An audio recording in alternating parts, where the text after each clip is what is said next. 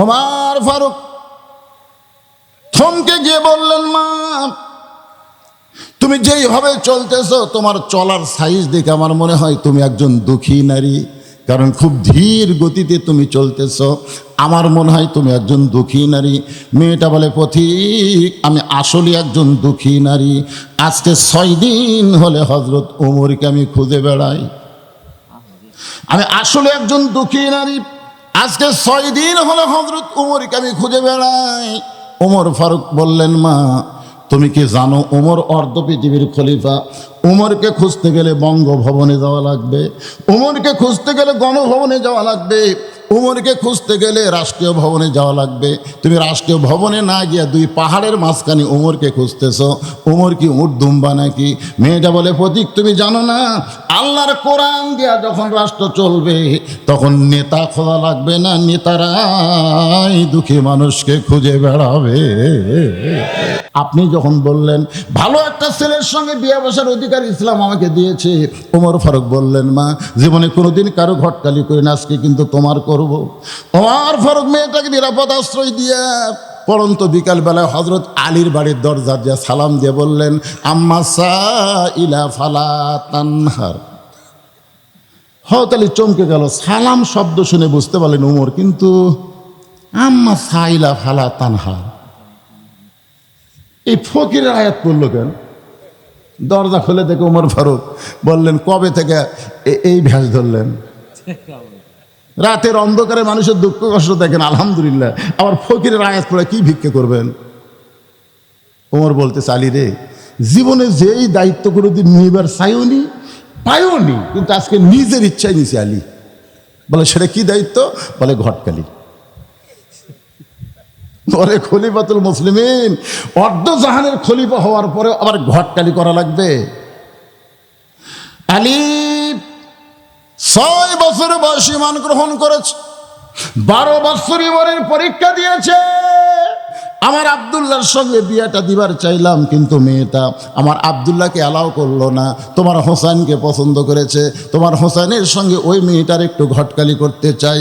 আলী আল্লাহ শুকর আদায় করে বললেন, এমন একটা মেয়ে তো আমি হোসেনের জন্য মনে মনে খুঁজতেছিলাম। যোগ্যতা কি? 6 বছর বয়সে ঈমান গ্রহণ করেছে, 12 বছর ঈমানের পরীক্ষা দিয়েছে। ইন্নাল্লাযীনা ক্বালু রব্বুনাল্লাহু সুম্মা ইসতাকামু তাতানাজ্জালু আলাইহিমুল মালাইকা আল্লা তাখাফু ওয়া লা তাহজানু ওয়া আবশিরু বিল জান্নাতিল্লাতী কুনতুম তুআদুন।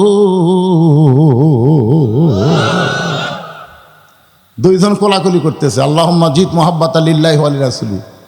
এমন সময় হোসেন ঘরের থেকে বের হয়ে সালাম দেয়, বলে, মুরব্বী আপনার 2 জন যেভাবে কোলাকুলি করতেছেন মনে হয় বিয়ে আপনারাই করবেন। কোরআন দিয়ে যখন বাংলাদেশ চলবে তখন একটা নেতাও খোঁজা লাগবে না, নেতারাই আপনাকে খুঁজবে। জোরে কোন কথা ঠিক কেন কথা বলে? বাংলাদেশের মতন, আমাদের বাংলাদেশের মতন 96টা দেশের খলিফার নাম হলো হযরত ওমর। সুবহানাল্লাহ বলেন না কেন? আমাদের বাংলাদেশের মতন কয়টা? 96টা দেশের, মানে এরিয়ার, এত বড় এরিয়ার একটা খলিফা হলেন হযরত ওমর। তিনি একদিন মসজিদের মেম্বরে বসে নিজের গালে নিজে চড় মারতেছেন, ডান হাতে ডান গালে, বাম হাতে বাম গালে। হাসান ও আমালার তাফসীর শুনতে গেলে একটু মনোযোগ দেওয়া লাগবে। নিজের গালে নিজেই চড় মারতেছেন।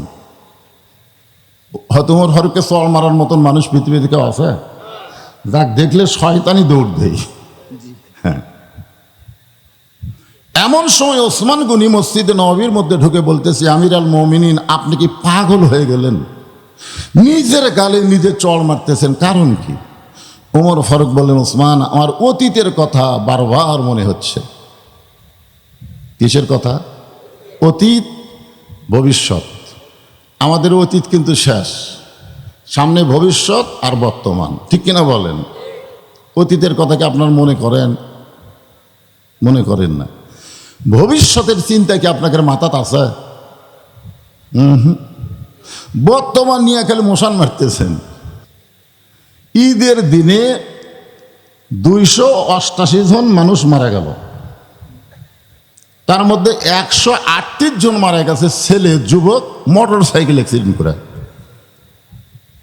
ওই মোটর সাইকেল পাইয়া মনে করছে কি হনুরে কি হনুরে, আর ভবিষ্যৎ কি ওদিকে খেয়াল করেন। ভবিষ্যৎ যে রাস্তার মধ্যে মৃত্যু এইটা খেয়াল করেনি। ধরে কোন কথা ঠিক কিনা? হাসিনা যদি খেয়াল করত ভবিষ্যতের কথা তাহলে 24 সালে পলানা লাগতো না। ধরে কোন কথা ঠিক কিনা?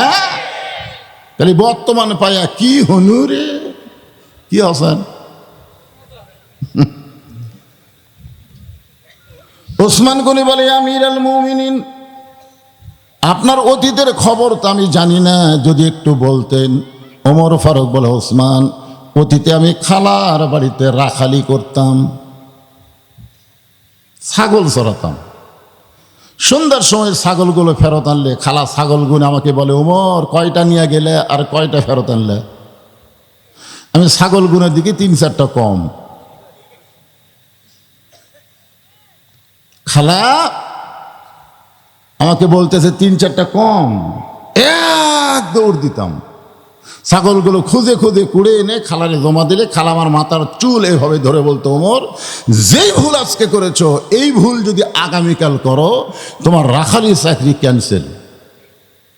আমি তখন খালার পা ধরে বলতাম, খালা রাখালির চাকরি যদি ক্যান্সেল করে দেন আমি থাকবো কোথায়, খাবো কি? যে ওমর একদিন রাখালির চাকরি রক্ষা করার জন্য খালার পা ধরে কেঁদেছে, আজকে সেই ওমরকে আল্লাহ অর্ধ পৃথিবীর খলিফা বানাইছে। এটা ওমরের যোগ্যতাই নয়, এটা কেবলমাত্র আল্লাহর কোরআনের ওসিলা। কোরআনের দিকে একবার তাকায় দেখেন, এ কোরআনের ক্ষমতা আছে না নাই? দেখবার তো চান না। এক মাহফিল আমি খালি বলছিলাম যে সব দেখা হলো শেষ, আগামীতে দেখবো আল্লাহর কোরআনের বাংলাদেশ। ওই মাহফিলে বিএনপির লোকেরা সব উঠে চলে গেল।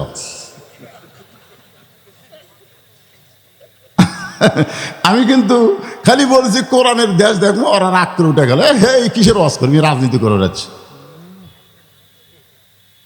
আপনারা বলেন এই কোরআন খালি পড়ার জন্য আছে? এখানে কোরআন পড়বেন, চুমা খাবেন, বুকট ঠেকাবেন, রেখে দেবেন, এই জন্য নাকি? এখানে আল্লাহ বললেন হুদাল্লিল মুত্তাকিন, মুত্তাকিদের জন্য ব্যবস্থাপত্র আল্লাহর কোরআন। কি ব্যবস্থা কোরআনে আছে? কোরআনের মাহফিলে যদি আমরা এটা না শুনি তো শুনবো কোথায়? এই জন্য একটু মনোযোগ দিয়ে শোনার দরকার আছে না নাই? হ্যাঁ, যে কোরআন একটা রাখালকে অর্ধ পৃথিবীর খলিফা বানায় দিল, সেই রাখাল হযরত ওমর এখন খলিফা। রাজত্ব না, রাজত্বের মালিক কে? মানুষ হচ্ছে খেলাফত, আর রাজত্ব আল্লাহ। মানুষের কোনো রাজত্ব নেই।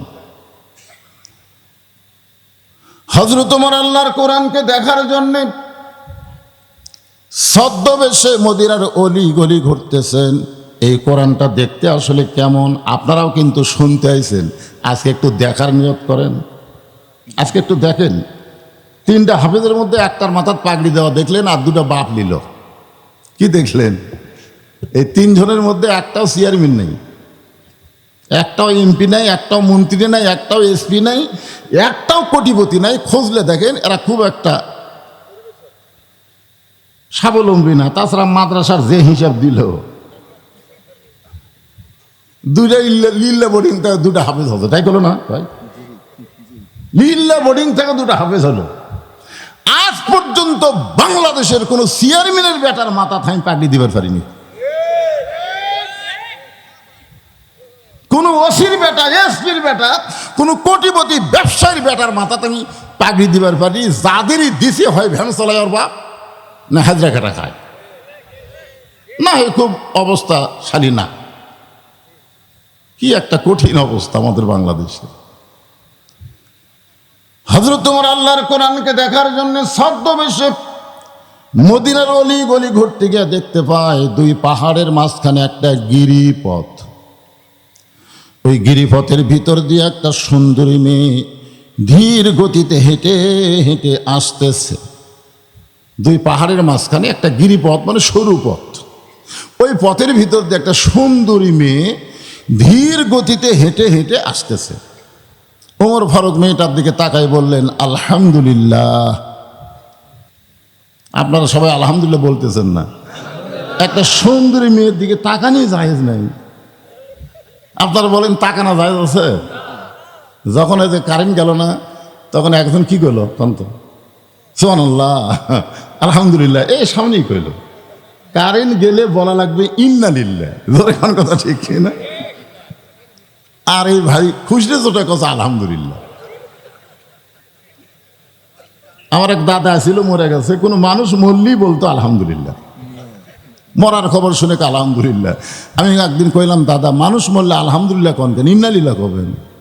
তুই জানিস না ভাই, আমি কোরআন খতম দেখাই, কেউ মরলে আমি দাওয়াত চাই, মরেও না আমার দাওয়াতও নেই। এই জন্য কখন কোনটা বলা লাগবে একটু আমাকে জানা দরকার, ঠিক কিনা বলেন? ওমর ফারুক যে মেয়েটাকে সুন্দরী বলতেছেন, ওই মেয়েটার চেহারা দেখে সুন্দরী বলতেছেন না। কারণ আল্লাহর কোরআন যেদিন বাংলাদেশে চালু হবে, সেদিন পর্দানিশী মেয়েদেরকে ইসলাম সুন্দরী নারী বলবে। মেয়েটা যদি দেখতে কালো হয়, খাটো হয়, কোনো সমস্যা নাই, কিন্তু আল্লাহর পর্দা যদি তার শরীরে থাকে, ইসলাম তাদেরকেই কেবলমাত্র সুন্দরী নারী বলবে। এই জন্য যুবকেরা আমার সঙ্গে বলবা, আমি যেই বলবো পর্দানিশী নারী যারা, তোমরা সকলে বলবা বিশ্ব সুন্দরী তারা। বলতে পারবা না? পর্দানিশী নারী যারা। আর যে বলবো বেপর্দা নারী যারা, তোমরা বলবা বয়লার মুরগি তারা। বেপর্দা নারী যারা। আপনারা একটা মুরগির বললেন কেন?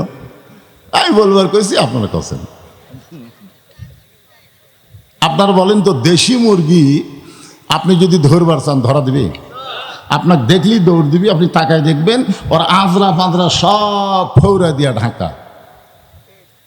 কিন্তু ব্রয়লার মুরগি যদি আপনি ধরবার চান, দৌড় দিবি, ওটি ঘুরবি, তাকায় দেখবেন আঁচড়া পাঁচড়া সব লাল। ধরে কোন কথা ঠিক কিনা? আর একটা স্লোগান দিবেন, বেপর্দা নারী যারা, আপনারা বলবেন শিলা কলা তারা। কি বলা? বেপর্দা নারী যারা, একই গাছের কলা, এক গামলায় চোচাওয়ালা, এক গামলায় শিলা। একই গাছের কলা, কলাওয়ালা বিক্রি করতে আইছে, আপনি কোনটা নেবেন? চোচাওয়ালা খান, আপনি কলা শিলা খান না? তো শিলাই তো খান, আগে থেকে শিলা আছে, নিবেন আর খাবেন। ও কলা খাওয়ার ব্যাপার আপনি খুবই সজাগ, কিন্তু বিয়ে করার ব্যাপারে আজকে যুবকেরা যদি এই সজাগতা গ্রহণ করতো যে একটা বেপর্দা নারীকে আমরা বিয়ে করব না, বিয়ে বসার জন্য মেয়েরা পর্দা করতো। ধরে কোন কথা ঠিক কিনা?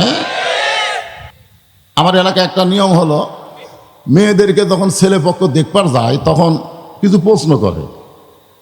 একদিন আমাকে এক ছেলের বাপ নিয়ে গেছে, আমি জানি না যে এই কারণে। তো যাই হোক, পর্দার ভিতর ওই পার মেয়ে আছে। এবার ছেলের বাপ বলতেছে, মা আয়াতুল কুরসি বলো তো মা। বলার সাথে সাথে মেয়েটা আয়াতুল কুরসি বলে দিল। আমার ছেলের বাপ বলতেছে, মা দোয়া কুনুতটা বলো তো। আমি চিন্তা করলাম এটা যাটকিবি, কিন্তু না, একটা দোয়া কুনুত শুনে দিল। এবার বলতেছে, মা সূরা হাসরের শেষ 3 আয়াত একটু বলো তো মা। আমি ছেলের বাপকে কইলাম, যে দুটা পারিছে এটা তো সহজ, কিন্তু হুয়াল্লাহুল্লাযী লা ইলাহা ইল্লাহু 3 বার নাই শেষে, এটা একটু তাসবিহ হওয়ার কারণে একটু আটকে গেছে। ছেলের বাপ করছে হচ্ছে না, ভালো করে যতই ভালো করে বলবো বলে ততই আটকে যায়। তখন আমাকে বলতেছে, দেখেন তো হুজুর এটা হলো। আমি বললাম ঠিক আছে, এবার মেয়ের বাপকে ডাক দেন। মেয়ের বাপকে ডাকা হলো। মেয়ের বাপকে বললো, এখন ছেলেকে যে 3টা প্রশ্ন আপনার মেয়েকে করছে, এই 3টা প্রশ্ন আপনি ছেলেকে করেন। তখন ছেলের বাপ বলতে, না না না না হুজুর, এটা দরকার নেই। না দরকার আছে, আপনি যখন আমাকে নিয়ে এসে বিচারকের আসনে দিচ্ছেন, তাহলে বিচার তো এক পক্ষে করলে হবে না, 2 পক্ষেই করা লাগবে। ধরে কারণ ঠিক কিনা? এবার মেয়ের বাপ আমার কথা সাহস পায় ছেলেকে বলতেছে, বাবা আয়াতুল কুরসিটা বলো তো। ছেলে বলতেছে, আয়াতুল কুরসি কি হুজুর?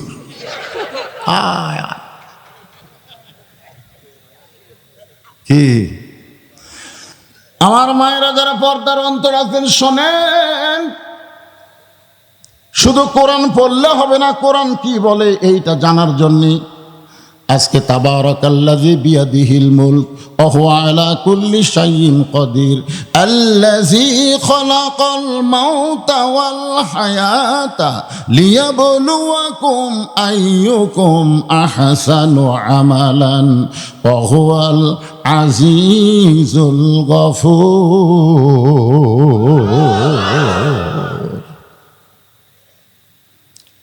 ওমর ফারুক দেখলেন মেয়েটা আপাত মস্তক পর্দা, এই জন্য আল্লাহর শুকর আদায় করে মেয়েটার কাছে গিয়ে বললেন, মা এই নির্জন পথে তুমি একা একা চলতেছো, তোমার সামনেও কোনো মানুষ নাই, পিছনেও কোনো মানুষ নেই, তোমার অন্তরে কি ভয় লাগতেছে না?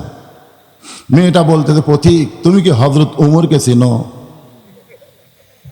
সুবহানাল্লাহ। পর্দানিশী মেয়েটা বলে, পথিক তুমি কি হযরত ওমরকে চেনো? যদি হযরত ওমরকে চিন্তা তাহলে এরকম বেসাইদা কথা বলতা না। ওমর ফারুক চমকে উঠছেন, আমি কি বেসাইদা কথা বললাম? বলে, পথিক তুমি জানো না, হযরত ওমর যেদিন থেকে আল্লাহর কোরআন দিয়ে রাষ্ট্র চলায়, সেদিন থেকে পৃথিবীর এক প্রান্ত থেকে আর এক প্রান্তে একটা মহিলা যাবে, তার কলিজার মধ্যে আল্লাহ ছাড়া অন্য কারো ভয় থাকবে না। কোরআনের শাসন যখন বাংলাদেশে চালু হবে তখন আর কোনো ভয় থাকবে না, একটাই ভয়, কার ভয়? সেদিন ষোড়শী নির্জন পথে যাবে, কোনো জন কটু কথা কবে না, পথে আর প্রান্তরে সম্পদের মোহে পড়ে খুন আর রাহাজানি হবে না। সবাই বলেন, একটু বলেন সবাই, যদি মেনে চলি কোরআন, দেখেন, যদি মেনে চলি কোরআন আর রাসূলের বিধান, সকলেই শান্তিতে থাকবে বাংলার আকাশে, যেদিন কলেমার পতাকা দুলবে। সবাই বলেন, কি আপনাদের মন কি দেখবার চায় না কলেমার পতাকা পথ পথ করে উড়ুক? দেখবার মন চায় না ভাইজান? তাহলে সবাই বলেন আল্লাহু আকবার, লিল্লাহি আকবার। ওমর ফারুক থমকে গিয়ে বললেন, মা তুমি যেইভাবে চলতেছো, তোমার চলার সাইজ দেখে আমার মনে হয় তুমি একজন দুঃখী নারী, কারণ খুব ধীর গতিতে তুমি চলতেছ, আমার মনে হয় তুমি একজন দুঃখী নারী। মেয়েটা বলে, পথিক আমি আসলে একজন দুঃখী নারী, আজকে 6 দিন হলে হযরত ওমরকে আমি খুঁজে বেড়াই, আমি আসলে একজন দুঃখী নারী, আজকে 6 দিন হলে হযরত ওমরকে আমি খুঁজে বেড়াই। ওমর ফারুক বললেন, মা তুমি কি জানো ওমর অর্ধ পৃথিবীর খলিফা, ওমরকে খুঁজতে গেলে বঙ্গভবনে যাওয়া লাগবে, ওমরকে খুঁজতে গেলে গণভবনে যাওয়া লাগবে, ওমরকে খুঁজতে গেলে রাষ্ট্রীয় ভবনে যাওয়া লাগবে। তুমি রাষ্ট্রীয় ভবনে না গিয়ে 2 পাহাড়ের মাঝখানে ওমরকে খুঁজতেছ, ওমর কি উট দুম্বা নাকি? মেয়েটা বলে, পথিক তুমি জানো না, আল্লাহর কোরআন দিয়া যখন রাষ্ট্র চলবে তখন নেতা খোঁজা লাগবে না, নেতারাই দুঃখী মানুষকে খুঁজে বেড়াবে। ওমর ফারুক আল্লাহর কোরআন দিয়ে রাষ্ট্র চালায়, ইসলামটা কেমনে হবে? শোনেন একটা ঘটনা। জুমার দিনে হযরত ওমর যখন খুতবা দিবেন, খুতবা যখন দেওয়া শুরু করবেন, এমন সময় মাঝখান থেকে একজন সাহাবী দাঁড়িয়ে বলতেছে, আমির আল মুমিনিন আপনার খুতবা আমরা শুনবো না। ওমর ফারুক বললেন, আমার খুতবা শুনবা না, আমার অপরাধ কি? বলে, আপনার অপরাধ হলো আমাদেরকে খাটো পাঞ্জাবি দিয়ে আপনি লম্বা জুব্বা পরে খুতবা দিচ্ছেন, আমাদেরকে খাটো পাঞ্জাবি দিবেন আর আপনি লম্বা জুব্বা পরবেন। আপনি লম্বা জুব্বা কোথায় পাইলেন? যতক্ষণ না বলবেন ততক্ষণ আপনার খুতবা আমরা শুনবো না। উমরের চোখ দিয়ে দর দর করে পানি পড়তেছে আর মুখটা মুচকি মুচকে হাসতেছে। মুখটা হাসার কারণ হলো আল্লাহর কোরআন দিয়ে যখন রাষ্ট্র চলবে, উমর যদি ভুল করে একটা মুসল্লিও পর্যন্ত তার ভুল ধরার সাহস পাবে। সুবহানাল্লাহ কন্যা জ্ঞান। আল্লাহর কোরআন দিয়ে রাষ্ট্র চলবে, এমপি তোমার ইচ্ছা মতো এমপিগিরি করতে পারবে না, আল্লাহর আইন অনুযায়ী করা লাগবে। জোরে কোন কথা ঠিক কিনা? কথা বলেন। এমন সময় ওমর ফারুকের ছেলে আব্দুল্লাহ আব্দুল্লাহ ইবনে ওমর বাবার পাশে দাঁড়ায় বলতেছে, রে নবীর সাহাবীরা, আমার বাবার জুব্বা লম্বা দিকে খুদ্া শুনবা না? তোমরা তো খাটো পাঞ্জাবি হলেও নতুন কাপড় পরেছো, আমার পরনে দেখো নতুন কোনো কাপড় নাই। ওসমান গনি বললেন, আব্দুল্লাহ, আজকে জুমার দিনে সবাই নতুন কাপড় পরেছে, তুমি কেন পুরাতন কাপড় পরেছ? আব্দুল্লাহ বলে, আমি যদি নতুন কাপড় পরতাম তাহলে আমার বাবার জুব্বা লম্বা হতো না। যেদিন থেকে তোমরা আমার বাবাকে খেলাফতের দায়িত্ব দিয়েছ, সেদিন থেকে তোমরা নির্ভয়ে আরামে ঘুম পাড়তেছ, কিন্তু আমার বাবার চোখে ঘুম নেই। আমি আব্দুল্লাহ গভীর রাত্রি চেতন পায়ে দেখি মা আমার দরজায় দাঁড়িয়ে আস। আমি বললাম, মা এত গভীর রাতে দরজার দাঁড়িয়ে কি করেন? মা দেখে চোখের পানি মুছতেছে। আমি বললাম, মা কি দুঃখ আপনার? বলে, তোরে বলা নিষেধ রে বাবা, তুই যখন দেখতে পাইছিস তাহলে শোন, যেদিন থেকে তোমার বাবা মদিনার খেলাফতের দায়িত্ব পাইছে সেদিন থেকে রাত্রেবেলা ঘুম পাড়ে না, সারা রাত চোরের মতন মানুষের দুঃখ কষ্ট নিজের চোখে দেখে বেড়ায়। চোরের মতন চুপি চুপি রাত্রেবেলায় মানুষের দুঃখ কষ্ট দেখতে গিয়ে দেখতে পাই তাঁবুর মধ্যে কি যেন পাক চলতেছে, আর দুইটা বাচ্চা খালি মা মা বলে কাঁদতেছে। ওমর ফারুক চমকে গেলেন, এই গভীর রাতে দুইটা বাচ্চা মা মা বলে কান্দে, আর মা কি এমন পাক করে? শুনতে পাইলে একটু কান ফেলাইয়া মা বলতেছে, বাবা একটু ধৈর্য ধরো, গোস্ত সিদ্ধ হলেই তোমাদেরকে খাবার দেব। ওমর ফারুক চিন্তায় পড়ে গেলেন, দুম্বার গোস্ত হলে 8 ঘন্টা লাগবে, আর উটের গোস্ত হলো বড় জোর 1 ঘন্টা লাগতে পারে, কিন্তু এই গভীর রাত হয়ে গেল, এখন পর্যন্ত গোস্ত সিদ্ধ হয় না। এটা কিসের গোস্ত একটু জানা দরকার। ওমর ফারুক তাঁবুর নিকটে গিয়ে বললেন, মা এই গভীর রাত্রে তুমি সিদ্ধ করো, এখন পর্যন্ত সিদ্ধ হয় না। তোমার দুইটা বাচ্চা ক্ষুধার জ্বালায় কান্দে, তোমার অন্তরে কি দয়াময় কিছুই নাই? মেয়েটা বলে, পথিক, আমার বাড়ি হলো ইয়ামিন দেশে, আমার বাড়ি হলো ইয়ামিন দেশে। আমি জানতে পারলাম মদিনার খলিফা ওমর অত্যন্ত ভালো মানুষ। আমার দুইটি এতিম বাচ্চাকে নিয়ে আমি ভালো মানুষ ওমরের দরবারে যাওয়ার চাইছিলাম বিকেল বেলায়, কিন্তু এত মানুষের ভিড়, আমি ওমরের দরবারে যাওয়ার পারলাম না। আমি নিয়ত করেছি আগামীকাল সকালবেলা আমার দুইটা এতিম বাচ্চাকে নিয়ে ওমরের দরবারে যাব। এই নিয়ত করে রাতের বেলা মরুভূমিতে তাঁবু টাঙ্গাইয়া আমার দুইটা বাচ্চাকে কোলের মধ্যে নিয়ে আমি মা যখন ঘুমাবার চাই, কিন্তু বাচ্চা দুইটা না ঘুমায় খালি ক্ষুধার জ্বালায় কাঁদতেছে, বলে, মা খাবার দাও, খাবার দাও। এখন ফিলিস্তিনের বাচ্চারা দেখেন ঘাস খাচ্ছে, ফিলিস্তিনের বাচ্চারা খাওয়ার জন্য যেমন কান্দে, আল্লাহ এই জন্য বলতেছেন, আর আইতাল্লাযী ইউকাযযিবু বিদ্দীন ফাযালিকাল্লাযী ইয়াদুল ইয়াতীম ওয়ালা ইয়াহুদ্দু আলা তুআমিল মিসকিন। আল্লাহু আকবার। দুইটা বাচ্চা যখন বারবার কান্দে, আমি তখন ওদের সান্ত্বনা দেওয়ার জন্যে পাতিলের মধ্যে পানি আর পাথর দিয়ে নিচে আগুন জ্বলায় বলতেছি, বাবা গোস্ত সিদ্ধ হলেই তোমাদের খাবার দেব। এই কথা শুনতে শুনতে আমার দুইটা বাচ্চা একসময় ঘুমায় যাবে, কিন্তু পথিক রে, এদের পেটে এত খিদা লাগছে, ওদের চোখে আর ঘুম ধরতেছে না। আমার মনে হয় আজকে রাতে এত বড়, সকাল পর্যন্ত আমার দুইটা সন্তান আর বাঁচবে না, উমরের দরবারে আমার যাওয়ার হবে না। সঙ্গে সঙ্গে ওমর ফারুক বললেন, মা তুমি একটু ধৈর্য ধরো, মা তুমি একটু ধৈর্য ধরো, তোমাকে পাথর সিদ্ধ করা লাগবে না, তুমি তোমার বাচ্চাকে যায় একটু সান্ত্বনা দাও। এ বলে এক দৌড় মারলেন গভীর রাত্রে। বাংলাদেশের মতন 96টা দেশের নেতা এক দৌড়ে বাইতুল মালের দরজায় আসলাম, দরজা খুলে দে। আসলাম হানফান করে বলে, আমিরুল মুমিনিন, চোখে পানি নিয়ে কি খবর?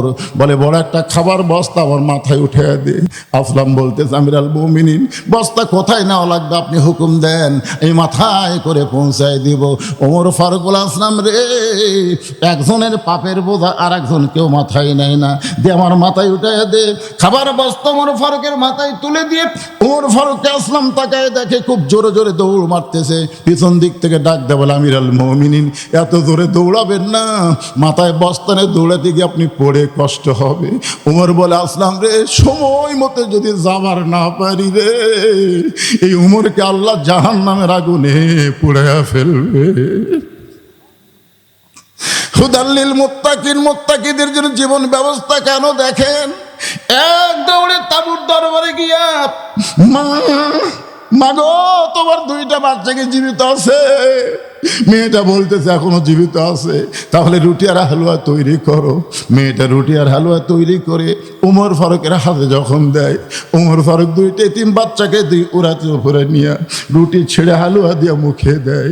দুইটা বাচ্চা ফ্যাল ফ্যাল করে উমরের দিকে তাকায় দেখে চোখের পানি গাল বেয়ে বেয়ে পড়তেছে। দুইটা বাচ্চা চোখের পানি মুছে দিয়ে বলে, কে গো তুমি? তুমি আমাদেরকে আদর করে রুটি হালুয়া খাওয়াও, আবার তুমি এমন করে কেন কাঁদতেছ? আমরা এই তিন গো, আমাদের কোনো বাবা নাই। আজকে তোমার মধ্যে আমরা বাবার চেহারা দেখতে পাই। সঙ্গে সঙ্গে ওমর বলে, আল্লাহ এই অধমকে জাহান্নামের আগুন থেকে তুমি বাঁচায়া দাও। মেয়েটা তাঁবুর ভিতর থেকে বলতে, পথিক ভালো মানুষের গল্প শুনেছি, কিন্তু মানুষ এমন ভালো হয় কোনোদিন কল্পনা করি নাই। আল্লাহর কাছে দোয়া করি, আল্লাহ মদিনার খলিফা ওমরকে না বানায়, যদি তোমারে খলিফা বানাই তো মদিনা যেন আল্লাহর জান্নাত হয়ে যেত। আব্দুল্লাহ বলতে, সাহাবীরা রে, তোমরা সবাই ঘুম পাড়ো, কিন্তু আমার বাবার চোখে ঘুম নাই। বাবা গভীর রাত্রে আমার দরজা গিয়ে ডাকতেছে, আব্দুল্লাহ আব্দুল্লাহ বলে। আমি আব্দুল্লাহ দরজা খুলে দেখি বাবার হাতে একটা পাঞ্জাবি। আমি বললাম, বাবা বাইতুল মাল থেকে আমার একটা পাঞ্জাবি দিছে বাবা, আবার গভীর রাত্রে আপনি আর একটা দিয়ে বেড়াইছেন। ওমর পিছনে পিছনে আমি রওনা দিলাম। বাবা ঘরের দরজা বন্ধ করে আমি জানলার ফাঁক দিয়ে তাকায় দেখি নিজেই দর্জি হয়ে তার কাপড় আমার কাপড় একত্র করে লম্বা জুব্বা বানাইছে, আর সেই জুব্বা বানায় খুতবা দেয়। এখন বলো বাবার খুতবা শোনা যায় কিনা যায়? সমস্ত সাহাবীরা চিল্লায় বলে, আল্লাহর কোরআন দিয়ে যখন রাষ্ট্র চলবে, এমন ভালো নেতা মুসলমান দেখতে পাবে। ভালো নেতা যদি আমরা দেখতে চাই, আল্লাহর কোরআনের বিকল্প কোন রাস্তা? আল কোরআনের আলো। এতক্ষণ পরে যা আলো, সবাই একসাথে বলবে। আমি যে বলবো আল কোরআন আলো, আপনারও বলবেন সব জায়গায় যা আলো, সব জায়গা। সংসদের কথা বললে একদল আবার লাখ শিক্ষাই, লাখ শিক্ষা আমরা টাইম দেবো না। আমরা বলবো আল কোরআনের আলো সব জায়গা, কোনো জায়গা যেন বাদ না থাকে। আল কোরআনের আলো, কোরআন হাদিস যেখানে, দুনিয়ার মুসলমান লিল্লাহে তাকবীর। কোরআন দিয়ে যখন বাংলাদেশ চলবে, তখন একটা নেতাও খোঁজা লাগবে না, নেতারাই আপনাকে খুঁজবে। জোরে কোন কথা ঠিক কেন কথা বলে? রোম থেকে একজন বীর আইছে উমরকে মারার জন্য। রোমের বাদশা ঘোষণা করছে যে 200 লালুর দিব যদি উমরকে হত্যা করতে পারো। উমরকে হত্যা করবার এসে মদিনা একজনকে বলতেছে, তোমাদের বাদশা উমর কোথায় থাকে? মদিনার এক লোক বলতেছে, আমার তো কোনো বাদশা নাই, আমাদের তো কোনো বাদশা নাই, আমাদের একজন আমির আছে, সে কোথায় থাকে আমি জানি না, আমি কোথায় থাকি সে জানে। ধরে খান সুবহানাল্লাহ। দেখেন কথার সাইজ কি। আমাদের একজন আমির আছে, আমাদের কোনো বাদশা নাই, সে কোথায় থাকে আমি জানি না, তবে আমি কোথায় আছি সে জানে। রোমের বীর কয়ে পাগলা, এ পাগলা কয়ে কাম হবে না। আর একজন মদিনাবাসীকে বলছে, এই তোমাদের ওমর খলিফার বাড়ি কোন জায়গায়? কয় ওমরের বাড়ি আমি চিনি না, তাই মাঝে মধ্যে গাছের তলায় ঘুম পাড়ায়। হ্যাঁ রে পাগলার দেশে তাইছি রে। যাক দেখে রোমের বাদশা থরথর করে কাঁপে, গিলাসে গিলাসে পানি খায়, আর তাই বলে গাছ তলায় ঘুম পাড়ায়। কি ভাইজান, আল্লাহর কোরআন দিয়ে যখন রাষ্ট্র চলবে, তখন কোনো গরিব ধনীর বাড়ি যাওয়া লাগবে না, প্রত্যেকটা ধনীরা গরিবের বাড়ি বাড়ি ঘুরবে। জোরে কোনো কথা ঠিক না? একটা গরিবকে যাওয়া লাগবে না। গরিব খালি দরজা খুলে বসে থাকবি, ধনীরা এসে বলি, ভাই আমার 100 টাকার মধ্যে তোর 2.5 টাকা নে, ভাই আমার 1000 টাকার মধ্যে তোর 25 টাকা, আমার 1 লাখের মধ্যে তোর 2,500 টাকা, ভাই তুই টাকা না নিলে আমাকে জাহান্নামে জ্বালে। ভাই গরিব কয়, নেব না, যাও, আমি খাটিয়ে খামো, জাকাত খামো না। ওই এক ব্যাগ টাকা গেলে 7 দিন ঘরে একটা গরিব বলে না। মনের দুঃখে মরুভূমির মধ্যে গেছে, যাদের গাছের ছায় একজন বস্তা মাথার দিয়ে ঘুম পাড়তেছে। মনে করছে যাক একটা গরিব পাচ্ছি, সালাম দিস আসসালামু আলাইকুম, ওই লাভ দুটাকে আলহামদুলিল্লাহ। ব্যাগ লাগা কে ভাই, তোরে সালাম দিলাম ওয়ালাইকুম সালাম, না কে আলহামদুলিল্লাহ কেন? বলে এক বস্তা টেকালে 15 দিন হলে ঘুরতেছি, এখন পর্যন্ত গরিব পাইনি, তো দেখে গরিব মনে করছি ভাই টাকার বস্তা পারলে। কে রে, আমি ঘুরি ব্যাগলে 7 দিন, তুই ঘুরিস 15 দিন, তাহলে জাকাত কি? আজকে ডক্টর ইউনূস যে খেলা দেখাচ্ছে, যেই বাংলাদেশ 143 নম্বরে ছিল, সেই বাংলাদেশ খালি 43-এ চলে আইছে। ধরে কোন সুবহানাল্লাহ। ভাই 16-17 বছর দেখছি রোজার মাসে সব জিনিসের দাম বেশি, এইবার আমরা দেখছি রমজান মাসে সব জিনিসের দাম কম। ধরে কোন ঠিক কথা কন না কেন? কি মরদ মানুষ বিশ্বাস হচ্ছে না? আল্লাহ কোরআনে বলেছে আর রিজালু কাওয়ামুন আলান নিসা, পুরুষেরা নারীদের উপরে থাকবে, আর আমরা খালি মেয়ে মানুষের তলে থাকলাম কত বছর। আল্লাহ যদি চাই আগামীতে আর কোনো নারী হবে না, নেতা হবে মরদ মানুষ। জোরে কোন কথা ঠিক কিনা? নারীদের দিন শেষ, মরদের বাংলাদেশ। জোরে কোন কথা ঠিক? হ্যাঁ। ওমর ফারুক চোখের পানি নিয়ে বলতেছেন, মা তুমি 6 দিন হলে উমরকে খুঁজতেছ। মেয়েটা বলতেছে আমার ইমান বলতেছে আর 1-8 দিনের মধ্যেই উমরকে পেয়ে যাব। আমার বিশ্বাস 6 দিন হলে খুঁজতেছি আর 1-8 দিনের মধ্যেই উমরকে পেয়ে যাব। আর যদি না পাই, মেয়েটা বলতেছে আর 1-8 দিনের মধ্যে উমরকে পাবো, এটা আমার ইমান বলতেছে। কি বলতেছে? কিন্তু যদি না পাই তাহলে আসল জায়গায় বিচার দিব। আপনারা কোন তো আসল জায়গা মানে কি? যখন বাংলাদেশের জজ কোর্ট, হাইকোর্ট, সুপ্রিম কোর্টে কোনো বিচার ছিল না, তখন মানুষ কিন্তু তাহাজ্জুদের নামাজ পড়ে আসল জায়গায় বিচার দিছে। ধরে কোন কথা ঠিক কিনা?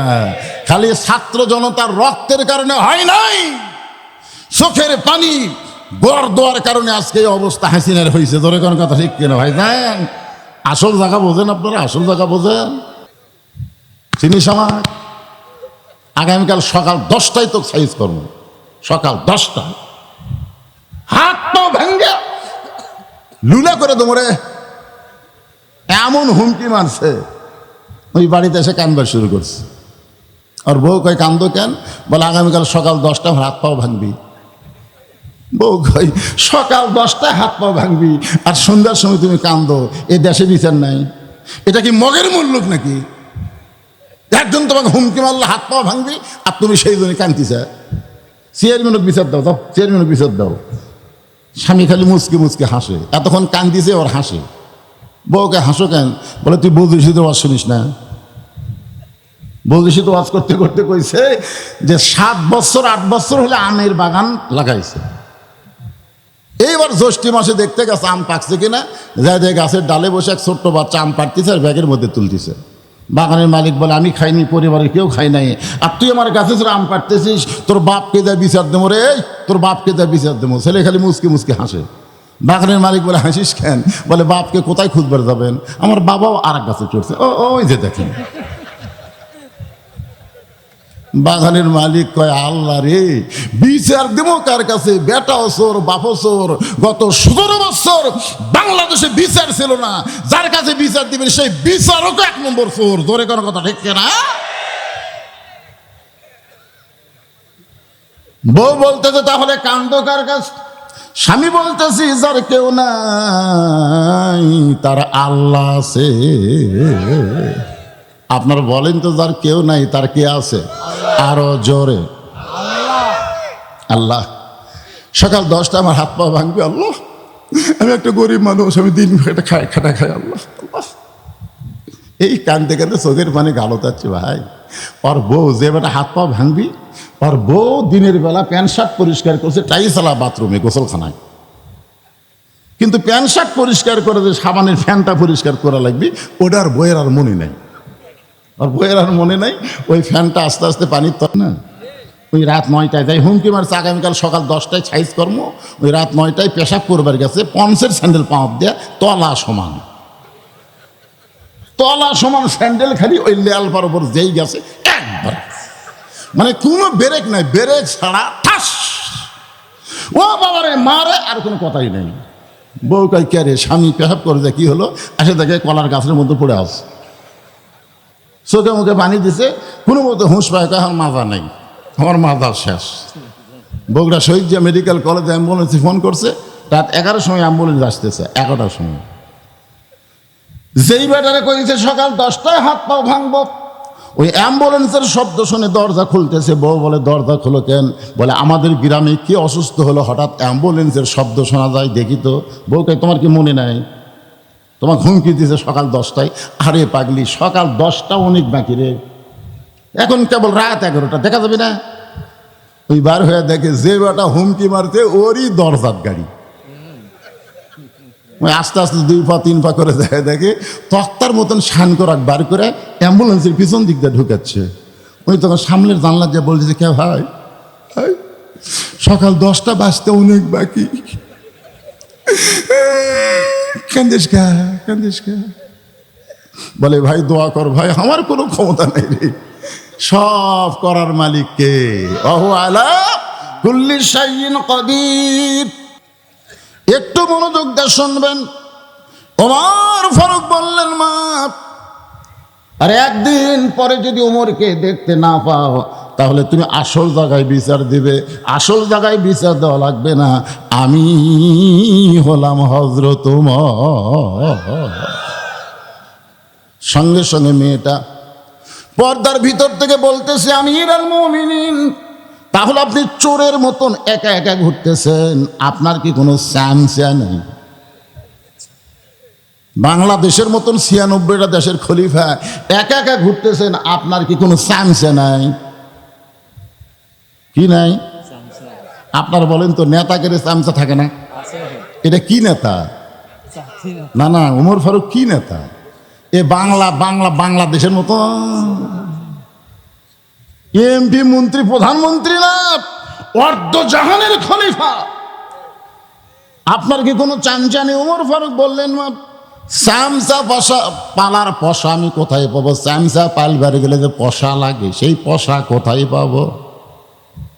টাকা লাগে না? লেখা আছে ভিডিএফ কাটে 10 কেজি, 10 কেজি লেখা আছে। আর চেয়ারম্যান চৌকিদার কাছে লাল একটা রঙের দাগ দেয়, বালতির এই পর্যন্ত চাউল দিব, এই দাগ পর্যন্ত চাউল দিব। ওই চাউলের ঠিবর থেকে এই দাগ ধরে ঢেলে দেয়, দাগ ধরে ঢেলে দেয়। একজন কয়, কে রে, 10 কেজি লেখা আছে আর এই বালতি চাউল দেয়, দেখি তো মাপে 8 সের, 10 কেজির জায়গায় 8 সের। আর একটু সাহস করে চেয়ারম্যানের কাছে কথা, চেয়ারম্যান সাহেব, কার্ডে লেখা আছে 10 কেজি আর আপনার চৌকিদার দিল 8 সের। চেয়ারম্যান কয়, নাম কাটে দে, নাম কাটে দে। তখন জোরহাত করে বলতেছে, যা দিচ্ছেন দেন, যা দিচ্ছেন দেন। তাও নাম কাটেন না, নাম কাটেন না। চেয়ারম্যান কয়, কে রে পাগলা, তোরে যদি 10 কেজি চাউল আমি দেই, তাহলে চামচা পালমু কি দিয়ে রে? চামচা পালবার গেলে গরিবের মাথায় কাঁঠাল ভাঙ্গা লাগবে। জোরে কোন কথা ঠিক কি না? ওমর ফারুক বললেন, মা, এখন বলো কি দুঃখে তুমি আমাকে খুঁজতেছ? 6 দিন হলো, তোমার দুঃখটা কি? মেয়েটা বলতেছে, আমিরুল মুমিনিন, আমার দুঃখটা হলো, একটু মনোযোগ দিয়ে শুনবেন। কি বিরক্ত হচ্ছেন? আমাকে তুলেই দিয়েছে দেরি করে, আমাকে ঘরত বললো যে আপনাকে 10টায় তুলে দেবো। তো 10টায় তুলে দিবে, 12টা পর্যন্ত একটা নামাজ হবে, কিন্তু তুলে দিল 10:30টায়। এখন বেকায়দা কি করবেন কোন? আরে আমার বাড়াতে কোনো সমস্যা নেই, কিন্তু আপনাকে না। মেয়েটা বলতেছে যে আমার জীবনের সবচাইতে বড় দুঃখ হলো, খুব খেয়াল করে শুনবেন, 6 বছর বয়সে আমি ঈমান গ্রহণ করেছি। ঈমানের কলেমা পড়া আর ঈমান গ্রহণ করা, এই দুটা কিন্তু এক না। আমাদের এলাকায় যুদ্ধের সময় অনেক হিন্দুরা কলমা পড়ছে। আমার এলাকা পাকিস্তানের পাঞ্জাবিক দেখলি লা ইলাহা ইল্লাল্লাহ, লা ইলাহা ইল্লাল্লাহ, লা ইলাহা ইল্লাল্লাহ। তখন পাকিস্তান আর্মি বিলকুল ঠিক হয়, ঠিক হয়, ঠিক হয়। 9 মাস পরে দেশটা যখন স্বাধীন হলো, ওই পড়া কলমলা হিন্দুরা আর কলমার উপর আছে। তবে একজন হিন্দু আমার কাছে সত্যি স্বীকার করছে, আমাকে বলছে, বাবা, মুসলমানের কলমার দাম আছে রে। আমি কলম, আপনি হিন্দু হয়ে কেমনে বুঝলেন? এই কলমা কয়েই তো গুলি থেকে মারছি পাগলা। যে আর্মি দেখছি লা ইলাহা ইল্লাল্লাহ এমন ঝাঁকি মারছি, আর্মিরা সব চলে গেছে।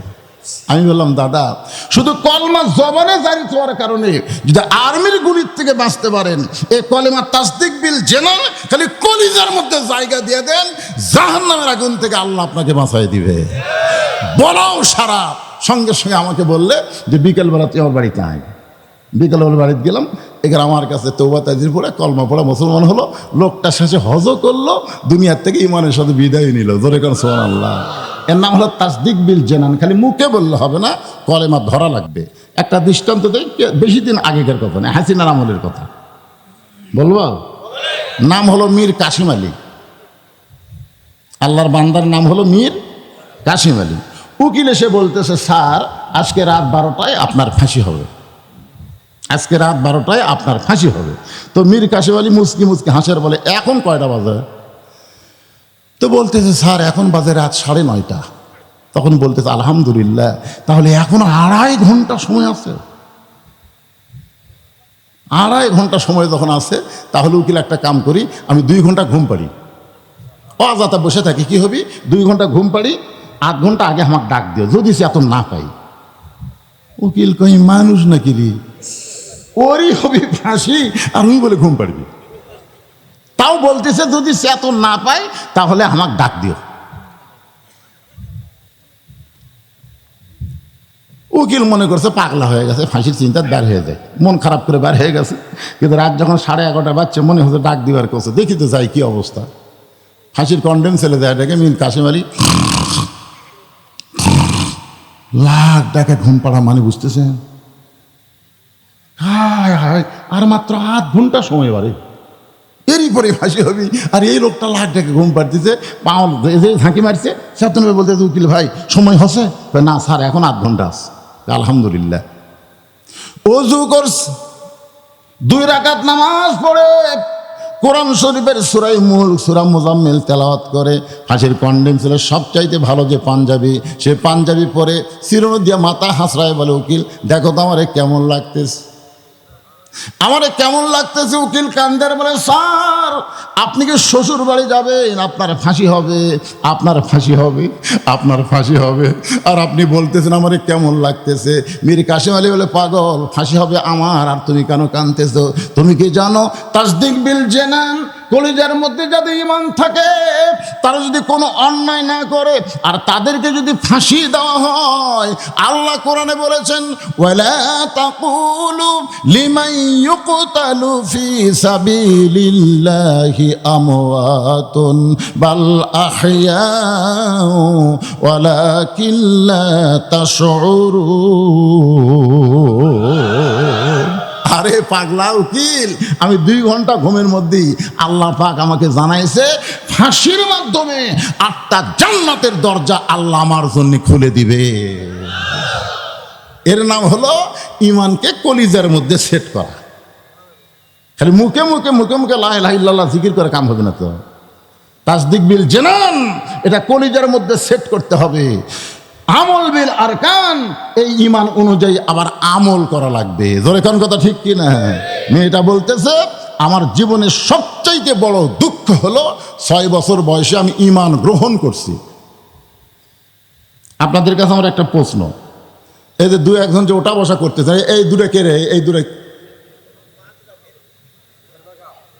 না, ছোট বাচ্চারা, এই ছোট বাচ্চা না, আদর করে ওদেরকে কাছে বসান।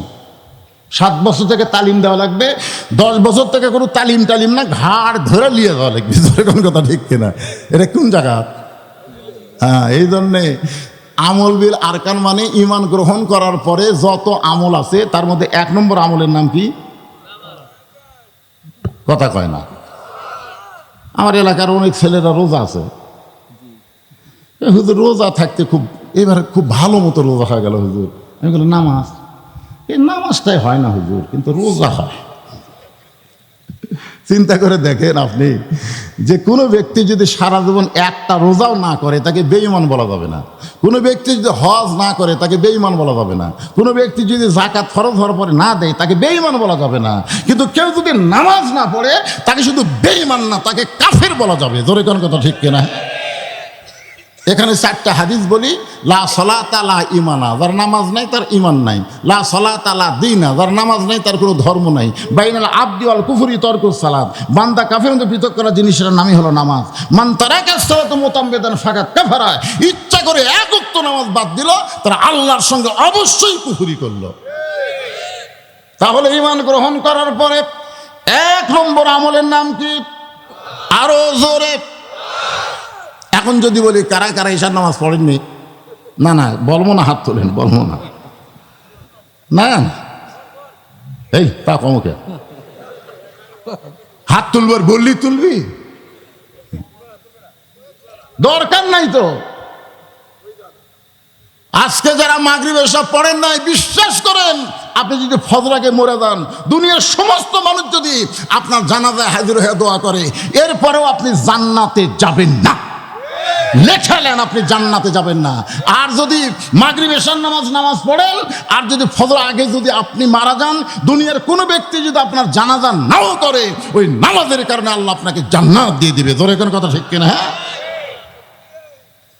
পুরুষ মানুষের জন্য ঈমান গ্রহণ করার পরে 1 নম্বর আমলের নাম হলো নামাজ। আর নারীদের জন্য 1 নম্বর নেক আমল হচ্ছে পর্দা।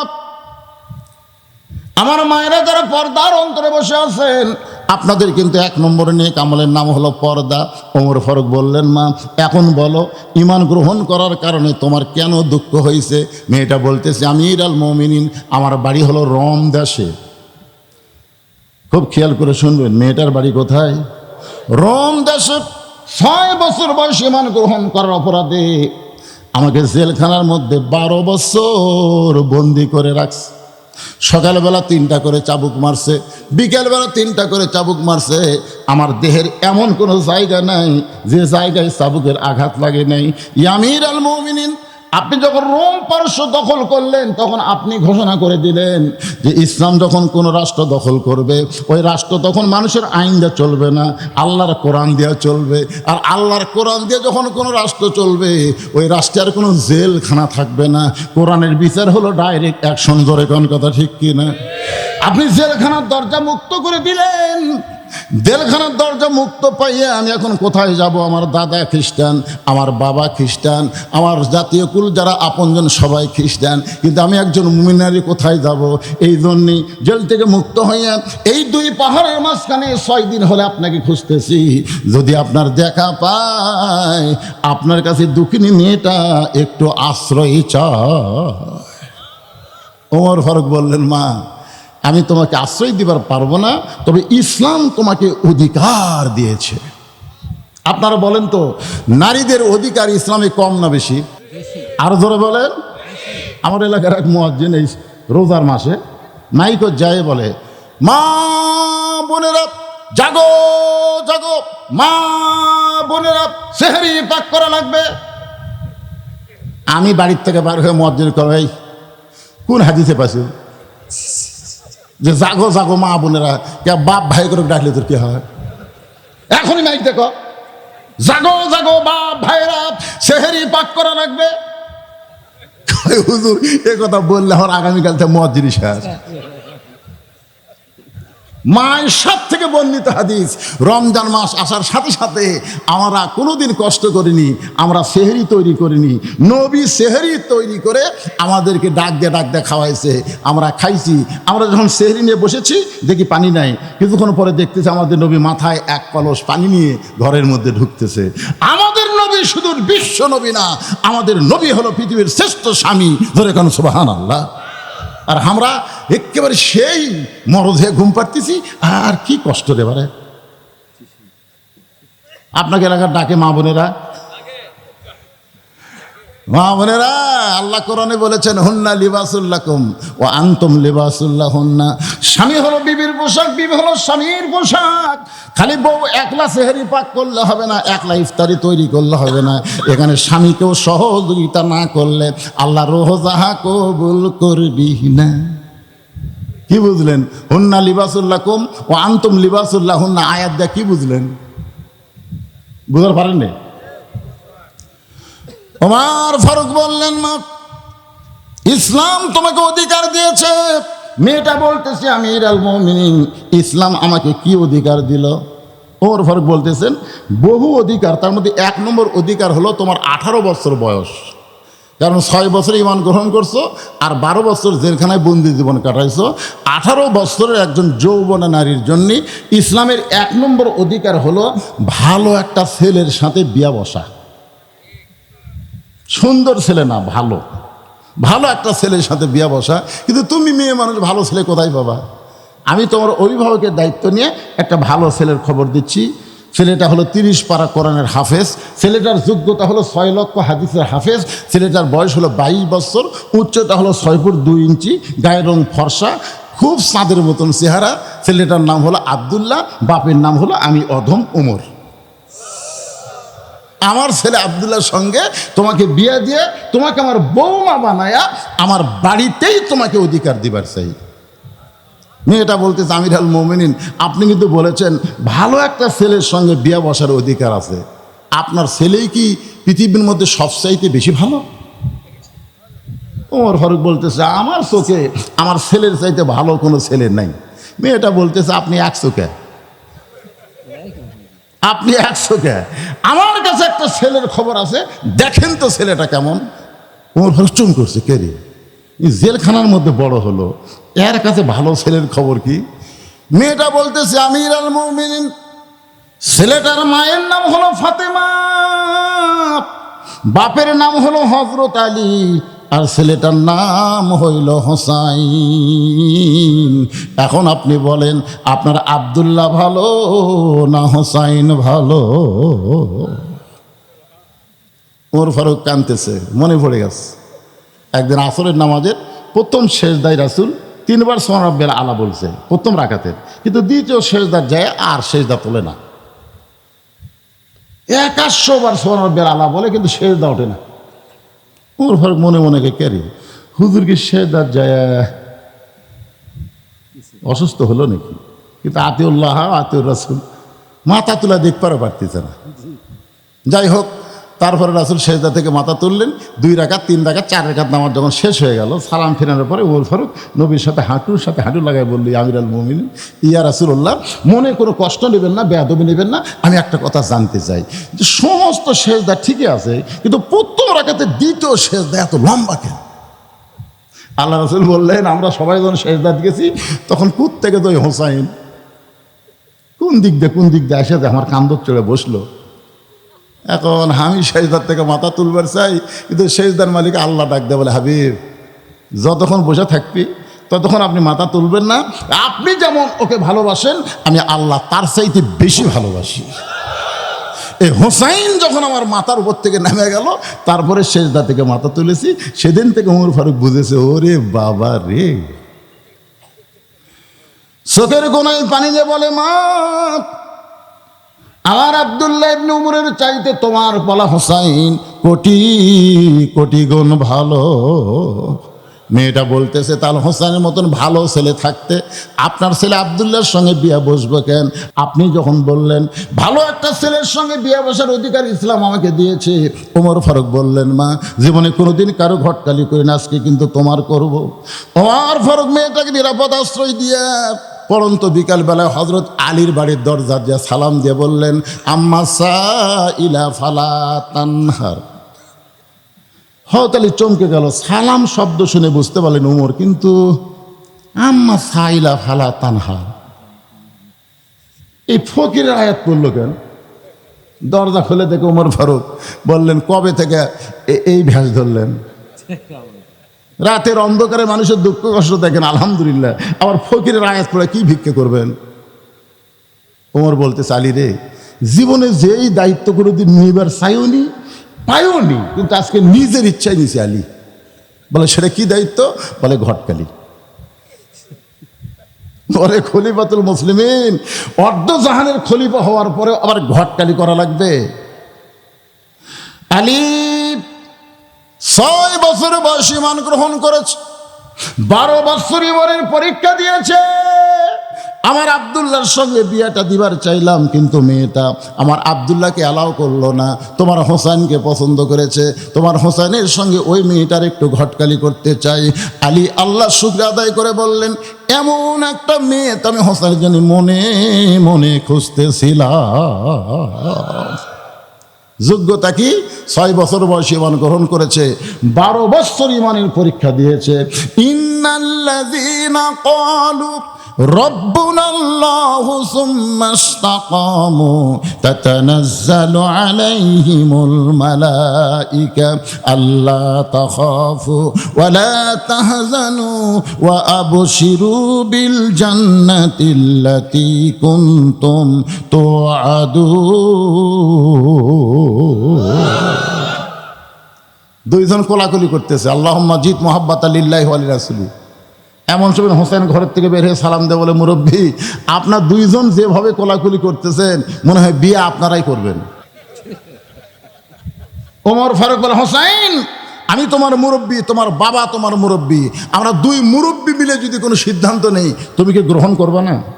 হোসেন বলতেছে, আপনি আমার মুরব্বী, আমার বাবা মুরব্বী, আমি দুই মুরব্বীকে সম্মান করি। আল্লাহ রাসূল বলেছেন, বড়দেরকে সম্মান করো, ছোটদেরকে স্নেহ করো, আর বন্ধুদেরকে মহব্বত করো। আপনার দুই মুরব্বী, আমি আপনাদেরকে সম্মান করি, কিন্তু আসল মুরব্বী হলো আমার নানা। আমার নানা ছাড়া দুনিয়ার কোনো মুরব্বী মানা যাবে না।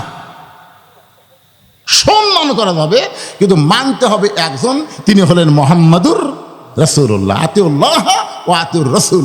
এরপরে বলা হয়েছে উলিল আমরি মিনকুম। এখানে কিন্তু আতিউ নাই।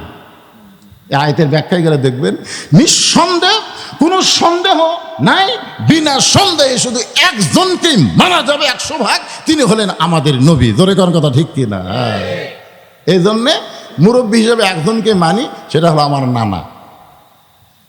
ওমর ফারুক বলে, হোসেন কি বুঝাবার চাচ্ছা? বলে, বুঝানো কিছু না, একদিন আমি স্বপ্নে দেখি আমার নানা ঘরের মধ্যে আরাম করতেছে। তা আমি এখন দরজা দিয়ে ডাক দিচ্ছি, নানু ভাই, আমি হোসাইন একটু আপনার কাছে যাবার চাই। তা আমার নানা বললেন, হোসাইন, এখন আমি জান্নাতে আরাম করতেছি, দরজা খোলা যাবে না। আমি হোসাইন চমকে গেলাম, ভাঙ্গা ঘরের মধ্যে থেকে কথা কয়, আর কাছে জান্নাতে আরাম করতেছি। আমি তখন জানলার পাশে গেলাম, জানলার ফাঁক দিয়ে তাকায় দেখি আমার নানি উরাতকে বালিশ বানায় দিয়েছে, আর সেই উরুর উপরে নানা মাথা দিয়ে শুয়ে আছে, নানি চুলের মধ্যে হাত দিয়ে বিলকি কাটতেছে। আমি বললাম, নানু ভাই, নানির উরাতকে বালিশ বানায় শুয়ে থাকলে কি জান্নাতে থাকা যায়? আমার নানা বললেন, হোসাইন, তুই ছোট্ট মানুষ, তুই বুঝবি না, তোর নারীর মতন বউ যদি কেউ ঘরে পায়, ওই ঘরটা আল্লাহর জান্নাত হয়ে যায়।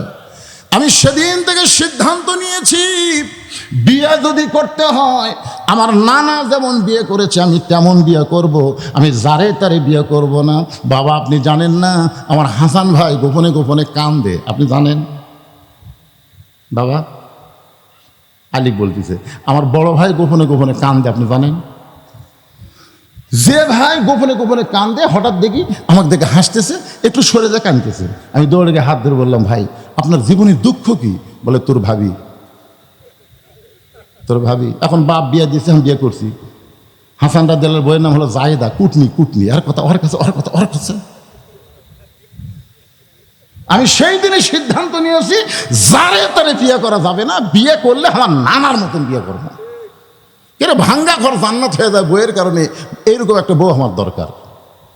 ওমর ফারুক বললেন, বাবা, তুমি যেমন একটা বউ মনে মনে চাইতেছো, তেমন একটা মেয়ের ঘটকালি আমি তোমার সঙ্গে করতেছি। হোসেন বলে, আপনি মুখে করলে হবে না। ওমর ফারুক বললেন, তাহলে কি হলে হবে? বলে, আমি সেই মেয়েকে বিয়ে করব যে আমার 3টা প্রশ্নের উত্তর দিবার পারবে।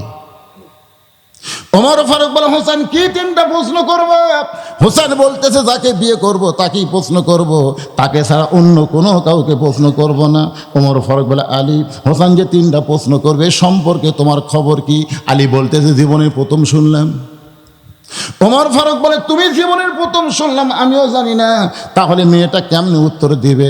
আমার মনে হয় আল্লাহ ঘটকালি কবুল করে নাই। ওমর ফারুক কাঁদতে কাঁদতে মেয়েটার ঘরের দরজায় গিয়ে বললেন, মা, আমার আব্দুল্লাহকে বিয়ে কর, মা, আমার আব্দুল্লাহকে বিয়ে করলে বড় শান্তিময় জীবন হবে। মেয়েটা বলতে থাকলে, একটা বার বলেন হোসেনের চাইতে ভালো।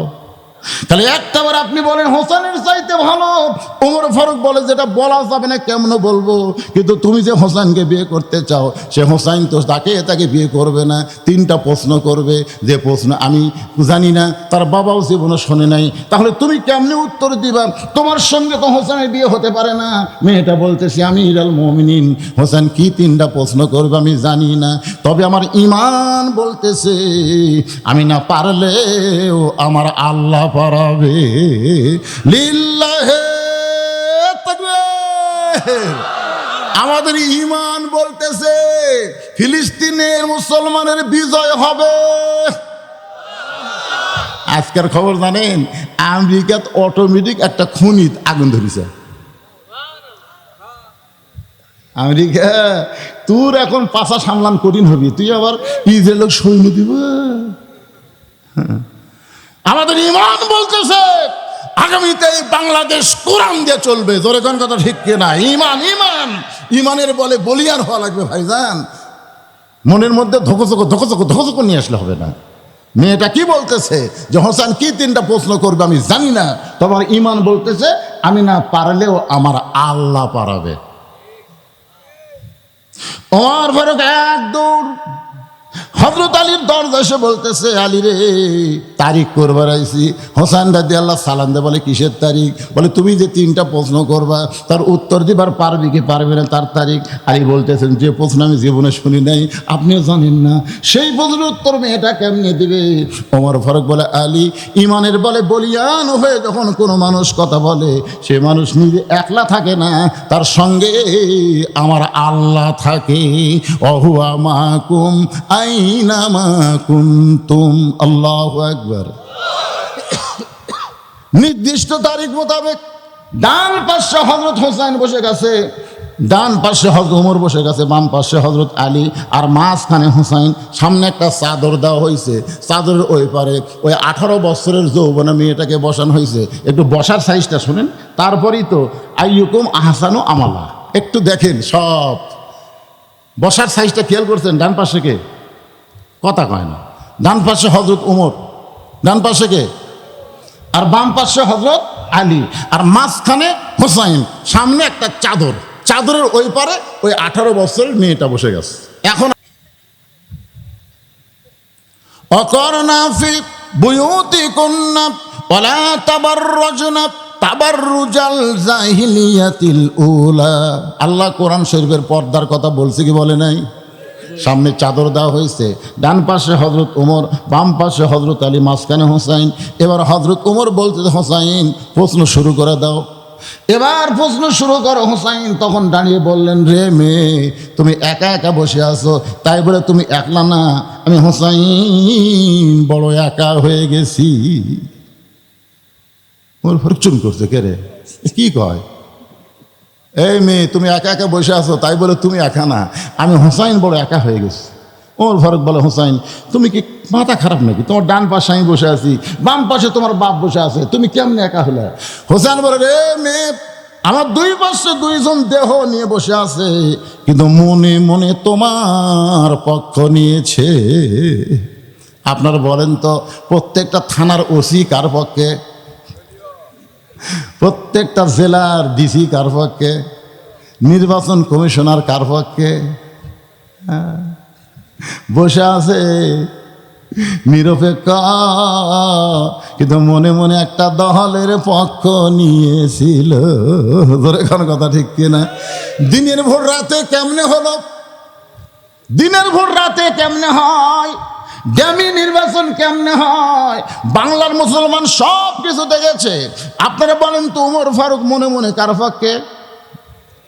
কথা কয় না। হযরত আলী মনে মনে কার পক্ষে? আগেই দুইজন কোলাকুলি করছে, কিন্তু এখন বসে আছে বেকায়দা। হোসেন বলতেছে রে মেয়ে তুমি মনে কষ্ট নিও না, আমার দুই পাশে দুইজন মহামানব বসে আছে, তারা মনে মনে তোমার পক্ষ নিয়েছে। এই দুইজন যদি খালি দোয়া করে দোয়া, তাহলে আমার তিনটা প্রশ্নের উত্তর তোমার দেওয়া কোনো কঠিনই না। মেয়েটাকে একটু সাহস দিয়ে দিল। সুবহানাল্লাহ কন্যা কেন? আগামীকাল থেকে এসএসসি পরীক্ষা হবে। এক ছেলে আমার কাছে যে বলতে হুজুর দোয়া করেন, ওয়াজ শোনা বাদ দা পড়ে যা।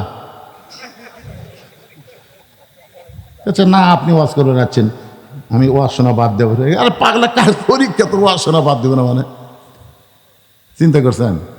এখন 3টা প্রশ্নের উত্তর মেয়েটা দিবার পারবে কে পারবে না, কি 3টা প্রশ্ন হোসেন করবে। আমরা সবাই আর 8 ঘন্টার সময় যদি লাগে আমরা সবাই শুনবো। রাজি আছেন সবাই? আমি শোনাবো কোরআন আমার সামনে, আমি না শুনে আপনাকে যাবো না। হোসেন রাদিয়াল্লাহর মাকে আপনারা জানেন? জোরে বলেন। ফতেমা মানে এটা কি আপনাকে এলাকার বকরি চড়ায় সেই ফতেমা? এমনভাবে বলতেছেন ফতেমা ফতেমা, কি রে? জুম্মার দিনে ইমাম সাহেব কি শোনায়? জুম্মার দিনে সানি খুতবা ইমাম সাহেব কেমন করে বলে? সাইয়্যিদাতুন নিসায়ে আহলুল জান্নাহ ফাতেমাতুজ জোহরা রাদিয়াল্লাহু তাআলা আনহা। জোরে আল্লাহু আকবার। কি রে? সাইয়্যিদাতুন নিসায়ে আহলুল জান্নাহ ফাতেমাতুজ জোহরা। জোহরা মানে বুঝেন? রাদিয়াল্লাহু তাআলা আনহা। আমার মাকে তুমি জানো? সঙ্গে সঙ্গে মেয়েটা পর্দার উপর থেকে বলে, হোসাইন আপনার মাকে আমি চিনি। যেই বলছে আমার মাকে তুমি জানো, মেয়েটা বলতেছে আপনার মাকে আমি চিনি, সঙ্গে সঙ্গে ওমর ফারুক জিব্বাত কামড় খাইছে, আর হযরত আলী চোখ দিয়ে দর দর করে পানি পড়তেছে। ওমর ফারুক জিব্বাত কামড় খাওয়ার কারণ হলো প্রথম প্রশ্নই আউট। কিসের উত্তর দিতে পারবি? প্রশ্ন করলো আমার মাকে তুমি জানো, আর উত্তর দেয় আমি চিনি। ফাতেমাকে যেমন তেমন মেয়ে নাকি? ফাতেমাকে যেমন তেমন মেয়ে নাকি, তাকে চিনবে কেমনে? গভীর রাত্রে হযরত আলী তাকে দাফন করেছে। গভীর রাত্রে এমন পর্দা নিচে ছিল ফাতেমা। রাতের অন্ধকারে তাকে দাফন করার পরে আল্লাহর কাছে বলতেছে, আল্লাহ ফাতেমার পর্দাকে কবুল করে নাও। এ দোয়া করার পরে তাকায় দেখে সামনে কয়েকটা পুরাতন কবর দেখা যায়। এইমাত্র ফাতেমার কবর দিতে, সেই নতুন কবর আর নাই। হযরত আলী গোটা জান্নাতুল বাকি দৌড়ের বলে, ফাতেমার কবর ফাতেমার কবর। কে যেন আওয়াজ দেয়, বলে আলী ফাতেমা পর্দা নিশি। আমি আল্লাহ জহুরা ডিগ্রি দিয়া তার কবরটাকেও কিয়ামত পর্যন্ত পর্দা করে দিয়েছি। এখন আপনারা বলেন, যে মেয়েরা পর্দার মধ্যে থাকে সেই মেয়েরা কেউ চিনবার পারে? জানবার পারে অমুকের বউ বিয়া করছে, কিন্তু বউটার গ্রামের কেউ দেখে নাই। জানি বউটা পর্দা নিশি পরপুরুষের সঙ্গে দেখা করে না, তাহলে কেমনে চিনবা? মেয়েটা বলতে, হোসাইন আমি আপনার মাকে চিনি। হযরত আলী বলতেছেন, মা তুমি হোসেনের মাকে কেমনে চিনবা? সঙ্গে সঙ্গে মেয়েটা বলতেছে, হোসাইন আপনার মায়ের চোখের ভুরু জোড়া ছিল, আপনার মায়ের বাম গালে তিল ছিল, থুতুনির তলে লাল একটা দাগ ছিল। সঙ্গে সঙ্গে আলী চিৎকার করে বলে, রে মা যা বলছিস আর বলিস না, কারণ আমরা 3 জন পুরুষের মধ্যে একজন পরপুরুষ আছে। এখানে একজন পরপুরুষ আছে, এই পরপুরুষের নাম হলো হযরত ওমর। চিন্তা করে দেখেন, পরপুরুষ হযরত ওমর, যেই ওমর কোরআন শরীফের 23টা আয়াত আল্লাহ তার জন্য নাজিল করেছে। রাসূল বলেছেন, আমার পরে কেউ যদি নবী হতো লাও কানা ওমর, আল্লাহ ওমরকে নবী বানাই দিত। সেই ওমর যদি পরপুরুষ হয়, তাহলে পীর সাহেবের জন্যে, মুরিদের বইয়ের জন্য পীর সাহেব কি পুরুষ? মুরিদের বইয়ের জন্য পীর সাহেব কি পুরুষ? অনেক মেয়েকে নিয়ে আটরশি গেল। আমি আমার এলাকার মেয়েদেরকে নিয়ে যখন পুরুষেরা আটরশি যায়, একজনকে বললাম কোথায় যাচ্ছ? বলে বাবার দরবারে যাই। পীর তোমাদের কেমন বাপ হয়? কেমন বাপ হয়? প্রত্যেকটা মানুষের বাপ দুটা হলে তার জন্মের মধ্যে ভুল আছে। জোরে কোন কথা ঠিক কিনা? বাপ হবে একটা, প্রত্যেকটা বিষয়ের উপর একটা করে বাপ আছে। যেমন আদি পিতা একজন আদম আলাইহিস সালাম, জাতির পিতা একজন ইব্রাহিম আলাইহিস সালাম, আর জন্ম দেওয়া পিতা একজন, যিনি আপনার বাবা। জোরে বলেন কথা ঠিক? কিন্তু কতকগুলা এইরকম বেসাইদা লোক আছে আমার দয়াল বাবার দরবারেতে, কেউ ফিরে না খালি হাতে। দয়াল বাবার দরবারেতে সম্পন্ন শিরকি কথা। তাওহীদ হলো ইয়্যাকা না'বুদু ওয়া ইয়্যাকা নাস্তাইন, আমরা ইবাদত করি, আল্লাহর সাহায্য চাই কার কাছে? আলী বলতেছেন, মা তুমি কেমনে বললা চোখের ভুরু জোড়া? তুমি কেমনে বলতে পারলা? তুমি কেমনে বললা বাম গালে কালো একটা তিল আছে? তুমি কেমনে বললা থুতুনির তলে লাল একটা দাগ আছে? মেয়েটা বলতেছে, মুরব্বী ওই রোমের জেলখানার মধ্যে শেরদিল কারারক্ষী সকালে বেলা 3টা করে চাবুক, বিকালে বেলা 3টা করে চাবুক মারে। এই চাবুক মারতে মারতে এক সময় আমি অতিষ্ঠ হয়ে গেলাম। আমি অতিষ্ঠ হয়ে বললাম, আল্লাহ তুমি আছো আসমানে, আর তোমার নবী আছে মদিনায়। এই রোমের জেলখানার মধ্যে আমাকে দেখার মতন কেউ নাই। এরকম আশ্চর্যজনক কথা বলে আমি যখন ঘুমায় যাই, ঘুমের মধ্যে স্বপ্নে দেখি আমার শিয়রের পাশে নূরের একটা পুতুলি বসে বসে হাসতেছে। আমি বললাম, কে গো আপনি? জান্নাতের হুরি না বেহেশতের পরি? আমার মাথায় হাত দিয়ে বলে, মা আমি জান্নাতের হুরিও না বেহেশতের পরিও না, আমি হলাম জগৎ বিখ্যাত মা ফাতেমা। মেয়েটা বলে, হোসাইন। আমি তখন লক্ষ্য করে দেখতে পাই আপনার মায়ের চোখের ভুরু জোড়া, বাম গালে একটা কালো তিল দেখেছি, থুতনি তলে লাল একটা দাগ, আর বেশি আর আমি দেখতে পাই নাই। সঙ্গে সঙ্গে হোসেন চিল্লায় বলে, রে মেয়ে, 1 নম্বর প্রশ্নের উত্তর যেমন আশা করেছিলাম তার চাইতে 100 গুণ তুমি ভালো দিয়েছো। ওমর ফারুক বলে, হোসাইন তাহলে এখন 2 নম্বর প্রশ্ন করো। এবার ওমর ফারুকের দিকে তাকায় হোসেন বলে, রে মেয়ে, 2 নম্বর প্রশ্ন হলো, তুমি যে 6 বছর বয়সে ঈমান গ্রহণ করলা, এই ঈমানটা তুমি কেমনে পাইলা? মেয়েটা বলতে, হোসাইন আমি ঈমান কেমনে পাইলাম যদি শুনতে চান তাহলে বড় করুণ কাহিনী। আমি দুনিয়ার সাধারণ কোনো মানুষের ঘরের মেয়ে না, আমার দাদা হলো রোম সম্রাট কাইসার।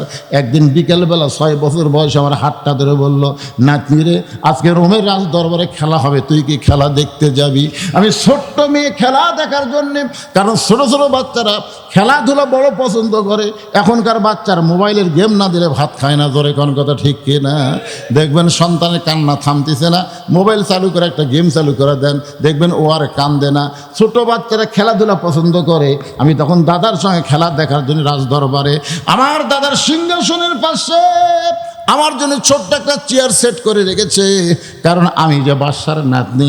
আমাকে চেয়ারে বসানোর পরে আমার দাদা বলল, নাতনি রে, ওই যে খেলা দেখ। আমি তাকায় দেখি একটা মানুষের 2টা হাত কালো রশি দিয়ে বাঁধা। আমি তাকায় দেখি তার চোখ 2টা কালো কাপড় দিয়ে বাঁধা। আমি তাকায় দেখি পা 2টা লোহার শিকল দিয়ে আটকানো রাখা।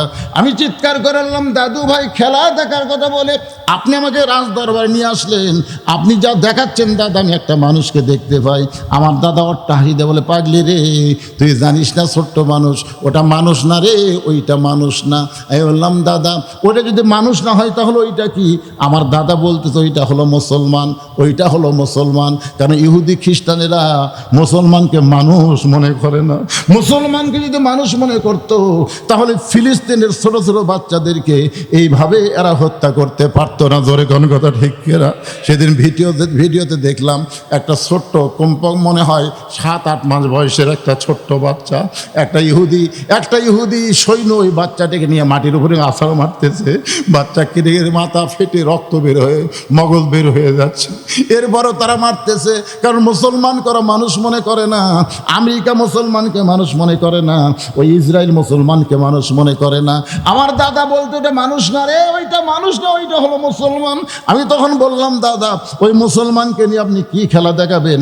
আমার দাদা বলে, ওই যে তাকায় দেখ। আমি তখন ছোট্ট 6 বছরের মানুষ, তাকায় দেখি বিশাল একটা আগুনের চুলা, দাও দাও করে আগুন জ্বলতেছে। তারপর বিশাল একটা ডেকসির মধ্যে কয়েক মন তেল দিয়ে নিচের আগুনের তাপে তেলগুলো টকবক টকবক করতেছে। আমার দাদা বলে, নাতনি রে, ওই মুসলমানকে হাত পাও বাঁধে উত্তপ্ত তেলের মধ্যে ফেলে দিব, মুসলমান তেলে পুড়ে মরে যাবে। আজকের খেলার নাম হলো মুসলমান মারার খেলা। আজকে খেলার নাম হলো গোটা বিশ্বে মুসলমান মারার খেলা চলতেছে, জোরে কোন কথা ঠিক কি না? তোমরা শুনে নাও রে, দুনিয়ার কাফের বেঈমানেরা, মুসলমান মরে না রে, মুসলমান মরে না। তারা জান্নাতের পাখি হয়ে ঘুরবে আর তোমরা জাহান্নামের কীট হবে। শুনে নাও, কারণ মুসলমানের ঈমান আছে, তোমাদের ঈমান নাই। মেয়েটা বলতেছে, হোসাইন, আমার দাদা যখন বলতেছে ওই মুসলমানকে হাত পাও বাঁধা উত্তপ্ত তেলের মধ্যে ফেলে দিয়ে মুসলমান পুড়ে মরে যাবে, আজকের খেলার নাম হলো মুসলমান মারার খেলা। আমি তখন জোর হাত করলাম, দাদু ভাই, ওই মুসলমানকে না মাইরে কি ছেড়ে দেওয়া যায় না? আমার দাদা বলতেছে, 100 বার ছেড়ে দেওয়া যায়। শুধু একটা বারের জন্য যদি বলে আল্লাহ রাসূল মানি না, খালি বলবে আল্লাহ রাসূল মানি না, কারণ আমি পাও বান্ধা রাখছি, হাত বান্ধা রাখছি, চোখ বান্ধা রাখছি, কিন্তু আমি মুখটা কিন্তু বান্ধি নাই। ওই মুখটা দিয়ে খালি একটা বার বলো আল্লাহ রাসূল মানি না। মেয়েটা 6 বছরের সামনে গিয়ে বলে, মুসলমান, তোমার চোখ বান্ধা, তুমি দেখতে পাচ্ছ না? আগুন খালি দাউ দাউ করে জ্বলতেছে, ওই আগুনে তোমাকে পুড়ে মারবে। তুমি যদি বাঁচবার চাও তাহলে একটা বারের জন্য বলো আল্লাহ রাসূল মানি না, তাহলে আমার দাদা তোমাকে ছাইরা দিবে, তোমাকে আর মারতে পারবে না। মুসলমান চিৎকার করে বলে, মা তুমি ছোট্ট মানুষ, তোমার কাছে জীবনের দাম বেশি, কিন্তু যারা মুসলমান হবে তাদের কাছে জীবনের চাইতে ইমানের দাম কোটি গুণ বেশি। দরকার হলে আগুনের চুলার মধ্যে যাব, কিন্তু এক মুহূর্তের জন্য আল্লাহ রাসূলকে আমি ছাড়বো না। মেয়েটা বলে, হোসাইন আমার দাদা এত রাগ হলো, সে সৈন্যদেরকে হুকুম দিল ওই মুসলমানকে নিয়ে আগুনের চুলার মধ্যে ফেলে দাও। আমি তখন বললাম, দাদা এই খেলা আমি দেখবো না, আমি বাড়িতে যাই। আমার দাদা বলতেছে, খেলা দেখার জন্য তোরে নিয়ে আইছি, খেলা দেখতে হবে। আমি তখন চোখে হাত দিলাম, এই মানুষ মারার খেলা আমি দেখবো না। 6 বছরের ছোট্ট বাচ্চা, রাসূল বলেছেন কুল্লু মাউলুদিন ইউলিদু ইলাল ফিতরা, প্রত্যেকটা ছোট বাচ্চারাই কিন্তু ইসলামের মধ্যে থাকে। পরিবেশ উপরে এরা হিন্দু হয়, পরিবেশের কারণে এরা ইহুদি হয়, এরা খ্রিস্টান হয়, কিন্তু জন্মসূত্রে সবাই কিন্তু ছোট বাচ্চা। বাজান 6 বছরের বাচ্চা। মেয়েটা বলতেছে, আমার দাদা জোর করে যখন আমাকে আটকে ধরলো, আমি তখন হাত চোখের উপরে দিলাম, এমন সময় একটা শব্দ আমার কানের মধ্যে আসতেছে, মধুর শব্দ, এমন শব্দ কোনোদিন আমি শুনি নাই। শব্দটা হলো লা ইলাহা ইল্লাল্লাহু মুহাম্মাদুর রাসূলুল্লাহ। মেয়েটা বলে, হোসাইন ওই মুসলমানের মুখের কলেমা আমার কানের মধ্যে দিয়ে আমার কলিজার মধ্যে জায়গা যখন দখল করলো, তখন আমি দেখতে পাই, যদিও চোখের উপর আমি হাত দিয়েছি, তারপরে ইয়ানজুরু বিনুরিল্লাহ, ঈমানের নূর আমি দেখতে পাই ওই মুসলমানকে উত্তপ্ত তেলের মধ্যে ফেলে দিছে, কিন্তু মুসলমানের দেহ তেলের মধ্যে পড়েছে, কিন্তু দেহের ভিতরের পাখিটা আল্লাহ তাআলা ধরে জান্নাতের ইল্লিন নামক বাগানে ছাইরা দিছে। এই দৃশ্য দেখার পর এক দৌড়ে বাড়িতে গেলাম, আমার মাকে বললাম লা ইলাহা ইল্লাল্লাহ মুহাম্মদ রাসূলুল্লাহ। আমার মা বলতেছে, তুই না তোর দাদার সঙ্গে খেলা দেখপারে গেলি, এই খেলা দেখপারে গিয়ে মুসলমানের কলমা কোথায় পাইলি? এই কলমা বলিস না, বললে তোর দাদা বাপ তোরকে হত্যা করবে। আমি তখন বললাম, মা এই কলমাওয়ালারা কোনোদিন মরে না, এই কলমাওয়ালাদের দেহ খাঁচা যাবে কবরে, কিন্তু ভিতরের পাখির কিন্তু কবর হবে না, পাখি ইল্লি নামক জান্নাতের বাগানে জায়গা পাবে। মেয়েটা বলে, হোসাইন 6 বছর বয়সে এমন করে আমার দাদার রাজত্বের দরবারে আমি ঈমান গ্রহণ করেছি, আর ঈমান গ্রহণ অপরাধে 12 বছর আমাকে জেলখানার মধ্যে বন্দি জীবন কাটাতে হয়েছে। হোসেন সিল্লা বলে, রে মেয়ে 2 নম্বর প্রশ্নের উত্তর যেমন ভাবে তুমি দিয়েছ, আমি যেমন চাইছিলাম তার চাইতে 100 গুণ সুন্দর হয়ে গেছে। ওমর ফারুক বলে, বাবা তাহলে এখন 3 নম্বর প্রশ্ন করো। এবার হোসেন বলে, রে মেয়ে আমার 3 নম্বর প্রশ্ন হলো, বিবাহের পরে আমার সঙ্গেই কিন্তু তোমার থাকতে হবে। যুবকেরা একটু মনোযোগ দিয়ে শোনো, বিবাহের আগে কোনো কিছু করা জায়েজ নাই, যা কিছু করতে হবে বিবাহের পরে। জান্নাতি যুবকদের সর্দার একটা সর্দার কি সাইদের স্বভাবে আহলেল জান্নাহ হাসান হোসাইন রাদিয়াল্লাহু তাআলা আনহুমা। জান্নাতি যুবকদের সর্দার হোসেন যদি বলে, রে মেয়ে বিবাহের পরে আমার সঙ্গেই তোমার থাকতে হবে, কারণ বিবাহের পরে একটা সংসার জীবনে শান্তিও আছে, অশান্তিও আছে, কষ্ট আছে, সুখ আছে, দুঃখ আছে। জোরে কোন কথা ঠিক কি না? এখন তুমি বলো এই প্রস্তাব কি মানে নিলে? মেয়েটা শুধু কান্দে আর কান্দে। ওমর ফারুক বলে, মা 2টা কঠিন প্রশ্নের উত্তর তুমি দিয়া দিলে, আর একটা সহজ প্রশ্ন করলো, বিয়ার পরে আমার সঙ্গে থাকতে হবে। তুমি বলো আমি আপনার সঙ্গে থাকতে চাই। এবার মেয়েটা বলে, ইয়া আমিরুল মুমিনিন শোনেন, এমন সহজ উত্তর দিলে হোসেন গ্রহণ করবে না। এখন আলী বলতেছেন, তাহলে তুমি কি উত্তর দিবা? মেয়েটা বলতেছে, হোসাইন আল্লাহর একজন নবী ছিল আইয়ুব নবী। জোরে কোন কি নবী? এক সময় তার বাদশাহী ছিল, রাজত্ব ছিল, এক সময় কোটি কোটি টাকা পয়সা সব ছিল, বাড়ি গাড়ি সব ছিল। আইয়ুব নবীর এক সময় অনেকগুলো বিবি ছিল, কিন্তু আল্লাহ তাআলা আইয়ুব নবীকে যখন অসুস্থ করলেন, অসুস্থ যখন হয়ে গেল, অসুস্থটা এমন পর্যায়ে গেল তার দেহের মধ্যে ঘা শুরু হলো। এক সময় ঘায়ের পচন হলো, মানুষ পচা দুর্গন্ধ কেমন হয়, তার রাজত্ব চলে গেল, সব কিছু চলে গেল, চাকর নাকর বাকর যারা ছিল সবাই আইয়ুব নবীকে ছেড়ে চলে গেল, যতগুলো বউ ছিল সবাই চলে গেল, আত্মীয় স্বজনগুলো আর বাড়িতে রাখলো না, দেহের পচা দুর্গন্ধ সহ্য করতে পারে না, জঙ্গলের মধ্যে আইয়ুব নবীকে রেখে চলে আসলো। আইয়ুব নবী যখন জঙ্গলের ভিতর এমন এমন সময় একটা বিবি আয়ুব নবীর সঙ্গ ত্যাগ করে নাই। মেয়েটা বলে, হোসাইন, ওই বিবির নাম হলো রহিমা। রহিমার মতো আমি আপনার সঙ্গে থাকতে চাই। হোসাইন বলতেছে, এই মেয়েকে বিবাহ করতে আমার আর কোনো আপত্তি নাই। আজকে আলোচনার ভিতর দিয়ে আমি যেটা আপনাদেরকে বুঝাবার চাইলাম, লিয়াবলুয়াকুম আইয়ুকুম আহসানু আমালা, সবচাইতে সুন্দর আমল আমাদের জন্য আল্লাহর কোরআনের পথে আসা, কোরআন হিসাবে চলা। কোরআন যখন বাংলাদেশে চালু হবে তখন দেখবেন ভালো নেতা ওমরের মতন নেতার কাছে যাওয়া লাগবে না, নেতা আপনার কাছে আসবে। আজকে পর্দার কথা বলতে গিয়া মা ফাতেমার জীবনে থেকে ওদেরকে সুন্দর আমল করার জন্যে হোসেন রাদিয়াল্লাহর জীবনে থেকে আলোকপাত করলাম। আল্লাহ আমাদের বাস্তব জীবনে আমল করার তৌফিক দেখ, আর ফজরের নামাজটা জামাতের সঙ্গে আদায় করার তৌফিক আল্লাহ দান করুক। সকলে বলে আল্লাহুম্মা আমিন। আস্তাগফিরুল্লাহ রাব্বি মিন কুল্লি জামবি ওয়া আতুবু ইলাইহি। আস্তাগফিরুল্লাহ আল্লাযী লা ইলাহা ইল্লা হুয়াল হাইয়ুল কাইয়্যুম ওয়া আতুবু ইলাইহি। আল্লাহুম্মা সাল্লি আলা মুহাম্মাদ, আল্লাহুম্মা বারিক আলা মুহাম্মাদ। ভাই কিছু বলবেন আপনি? আল্লাহুম্মা আমিন। আল্লাহুম্মা আনতাস সালাম ওয়া মিনকাস সালাম, তাবারাকতা ইয়া যাল জালালি ওয়াল ইকরাম। আয় আল্লাহ, তোমার বান্দারা সন্ধ্যার সময় থেকে রাত 12:30 বাজে গেছে, এই দীর্ঘ রাত পর্যন্ত জান্নাতের বাগানে বসে বসে কোরআন হাদিসের আলোচনা শুনে আল্লাহ তোমার রহমতের দরজায় ফকিরের মতন দোকানা হাত তুলেছে। আল্লাহ মেহেরবানি করে আজকের মাহফিল আমাদের সকলের হেদায়েতের জন্যে, নাজাতের জন্যে, জান্নাতের জন্যে আল্লাহ তুমি কবুল করে নাও। এই মাহফিলের শুরু থেকে শেষ পর্যন্ত যত আলোচনা হয়েছে আল্লাহ, এর মধ্যে যদি ত্রুটি হয়, ভুল হয়, মাফ করে দাও। এর যা হাদিয়া মঞ্জুর করো, সোনার মদিনায় নবী পাকের রওজা মুবারকে আল্লাহ কবুল করো। আমরা যারা হাত তুলেছি, আমাদের দরদের মা বাবা যাদের কবরে চলে গেছে, রব্বির হামহুমা কামা রব্বায়ানি সগীরা, আল্লাহ বাপ মার কবরকে জান্নাতের টুকরা বানায় দাও।